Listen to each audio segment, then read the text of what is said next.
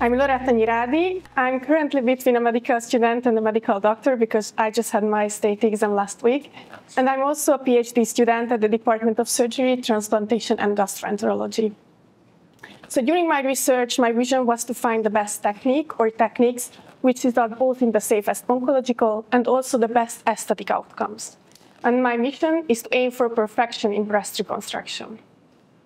So in the last 2 years, I dove deeply into two critical areas of oncoplastic breast surgery. So let me share some insights into them. Let's begin with the first one, which is investigating the safety and effectiveness of volume displacement and volume replacement techniques in oncoplastic breast-conserving surgery. Worldwide, every 8th woman has some kind of breast cancer, which could affect not only their physical health, but also their mental and sexual well-being. However, with some kind of reconstruction, we could earn them back their health, emotional well-being, and also their self-confidence. And there are two distinct techniques which we could use. The first one on the left is volume displacement, utilizing local breast tissue, and the other one is volume replacement using perforator-based flaps. And my aim was to compare these different techniques and their outcomes by answering my clinical question, which is the safest and most satisfactory method or methods in oncoplastic breast reconstruction surgeries. Here we compare the volume replacement and volume displacement techniques, and we wanted to examine primarily the patient satisfaction and secondarily the oncological safety parameters and the complication rates. And we hypothesized that reconstruction with volume displacement is associated with better outcomes, but let's see my final results. So the first one is satisfaction. So as I mentioned before, many women are afraid of dissatisfaction after oncoplastic breast-conserving surgery because this affects their mental and physical health.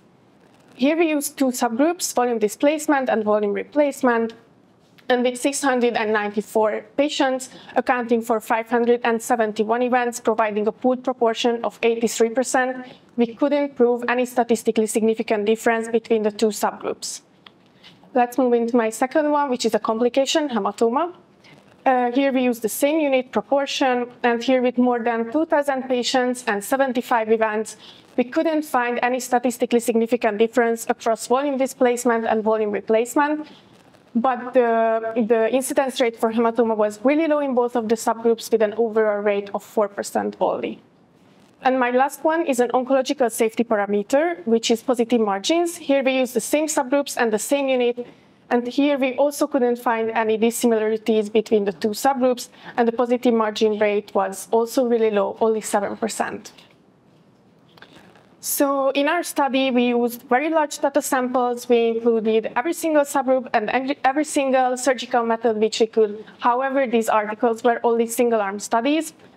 And because we wanted to examine a subjective outcome, which is satisfaction, our risk of bias and also our grade assessment is quite high, but it's the nature of the study. And we try to stick to a rigorous methodology and also comprehensive design. So after our thorough examination, our results suggest that volume displacement and replacement techniques yield equally satisfactory, oncologically safe, and complication-free outcomes. So practitioners can use both of the techniques equally. However, there's a pressing need to develop a universal patient satisfaction tool. Here you can see my manuscript status. Currently, this is my 6th submission to the scientific reports, and it's under review. Let's move into my second project, which is about the safety of oncoplastic breast surgery and reconstruction in obese and overweight patients. So not only breast cancer is one of the most prevalent cancers, but obesity rates are also rising worldwide. Currently, over 39% of the adults are overweight or obese, and these rates will increase over 21% until 2035. And of course, these rising rates can exacerbate surgical risks and also complications, such as surgical site infections, delayed wound healing, or some kind of necrosis, for example, fat necrosis or skin necrosis. And my aim was to compare the different surgical techniques and their outcomes, and answer my clinical question, how do overweight and obesity affect the clinical outcomes in patients undergoing oncoplastic breast surgery or reconstruction compared to normal BMI patients? And here we compare the overweight or obese patients with the normal BMI patients, and we were curious about the complication rates. So let's see my results. Here you can see the odds ratio for overall complications, This suggests that in the obese group, the overall complications was 2 times higher than in the non-obese group, and this is a statistically significant difference with an odds ratio of 2. The second one is a fat necrosis. Here we couldn't find statistically significant difference between the 2 groups, so the obese and non-obese groups, with an odds ratio of 1.11. And my third one is wound dehiscence. This forest plot suggests that in the obese group, wound dehiscence was more than 2 times higher than in the non-obese one, with an odds ratio of 2.35. This is a statistically significant difference. So our results suggest that obesity significantly increases the risk of postoperative complications in oncoplastic and reconstructive breast surgery. So with careful preoperative assessment and tailored surgical planning, these are essential to minimize the risk and optimize both functional and also aesthetic outcomes in this high-risk population.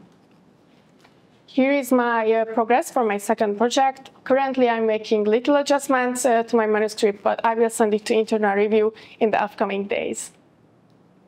So in summary, these are my 2 ongoing projects. These are 2 crucial areas of oncoplastic breast surgery. So again, the first one is the safety and effectiveness of volume displacement and replacement techniques in oncoplastic breast-conserving surgery. And the second one is the safety of oncoplastic breast surgery and reconstruction in obese or overweight patients. Here are my additional activities. I'm really proud that I could give an 8-minute oral presentation at the European Society of Surgical Oncology Congress. I was nominated for Golden Award and got a scholarship for the annual SSO Conference 2025 in Tampa, Florida. And last but not least, I would like to thank my supervisors, Zoli, Mahmoud, and Jakub, my friends and my family for always standing by my side. And I would like to thank you for your attention with my quote, which is, every turn in life is a chance to shift into something extraordinary. Thank you.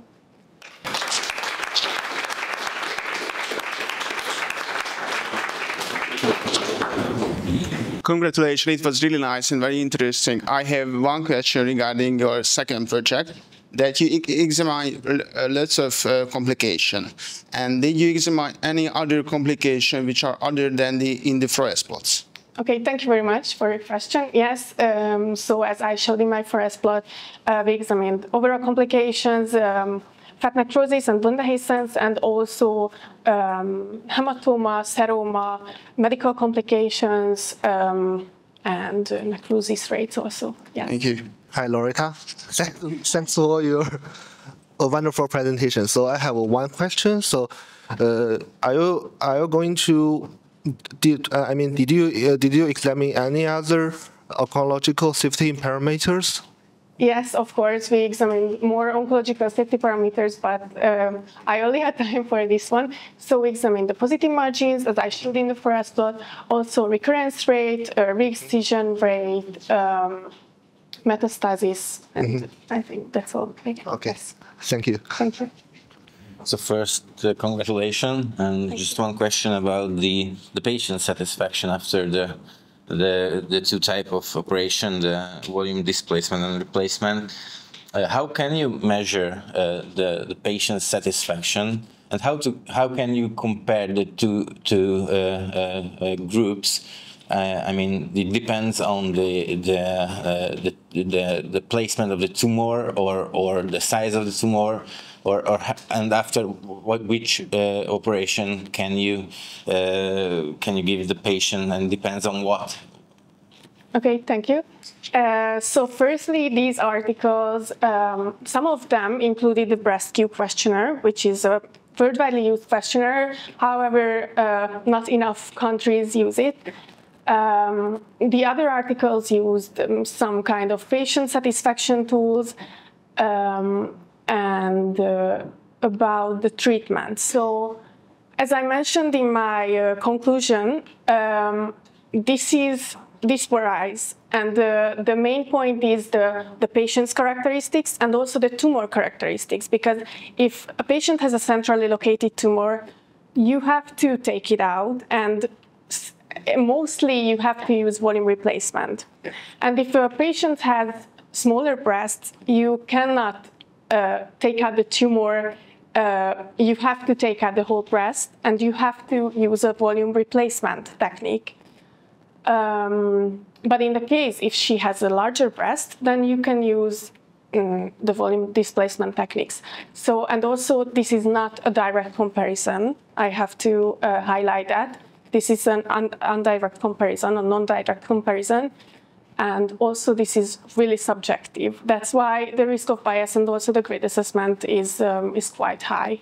And also the heterogeneity, if you seen that, it's also high because of this, the satisfaction rates. So one question regarding the second topic. So, okay, obesity it's a bad factor. We all know that. Is there any clinical implication or consequences? What to do with these patients regarding in this surgical technique? One of my slides. So you can do a complete makeover with them because if you see this picture, they not only did an oncoplastic breast surgery, but they also did some kind of flap and the volume replacement reconstruction from their tummy. So it gives a more aesthetic outcome, and also, yeah, so it's the aesthetic side, but yeah, we have to recommend them to do some sports, to have a more healthy lifestyle, but no other implications I can. Sorry. Okay. I think you did extremely well choosing two different endpoints or outcome parameters, because PRO's patient-reported outcomes are extremely difficult to assess. See that very regular in all our studies, oncology as well. We give completely different treatments, more regressive ones, de-escalated treatments, and the outcome, the patient reported outcomes are very similar. So that typically narrows down. So you need typically other parameters to kind of sort it out, the difference. You also mentioned already the limitation that you compared single-arm studies. What would be the types of biases that came up your mind when you developed this project? So what are the biases you would have to be aware of when you compare single-arm trials with each other? Yes, so in a meta-analysis, they usually compare two-arm studies or RCTs, where they compare directly the articles or the treatments, and this is the biggest limitation of my study, that we don't have any RCTs or we don't have any comparison articles in my study. This is the first one, so I don't know anyone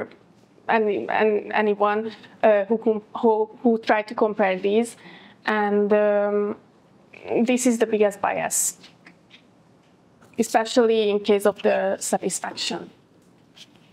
And if you now, given the experience that you have in this field, what would be the key points when you kind of would have to develop a perfect study or came up with a perfect trial? To answer this question now, knowing the limitations of the single-arm studies and a lot of stuff and the differences or not the differences between the arms, what would be kind of your idea or concept for a randomized control trials? How would you compare that? It's hard to, so the first idea would be to do just a brainstorming question. Okay. No pressure. My first idea would be to create a randomized controlled trial. However, with these patients, we cannot do that because we cannot randomize who to give volume displacement or volume replacement because of their and the tumor's characteristics. So if not randomized controlled trial, I would say the universal tool to summarize the satisfaction rates, because the breast-Q is quite good. However, it's not the best for the oncoplastic breast surgeries because it does not include asymmetry, does not include the skin coloration, does not include the scar visibility, and also so the breast-Q doesn't include that. So the perfect idea should be to create a universal patient satisfaction tool. And maybe one last question from my side regarding the second project. You mentioned that, again, kind of a predictive risk factor, obesity. is associated with more complications, high complication rates, obviously. So in our cancer patients, we don't have time, so we cannot kind of modify that risk factor, as Balázs already pointed out with this question. Yeah. How would you do that in non-oncologic patients, so kind of in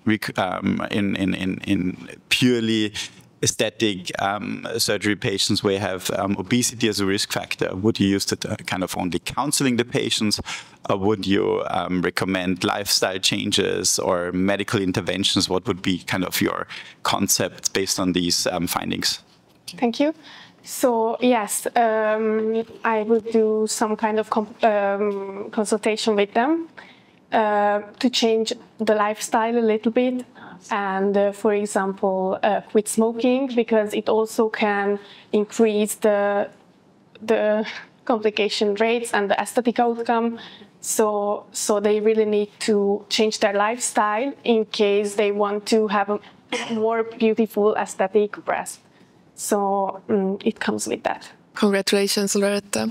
Regarding your second project, you mentioned that obesity is also like a risk factor. And my question is that you are mentioning obesity, but there are different sections, or let's say different BMI categories. That how can it be categorized? Did you do any subgroup analysis based on different BMI categories? Thank you very much. Yes.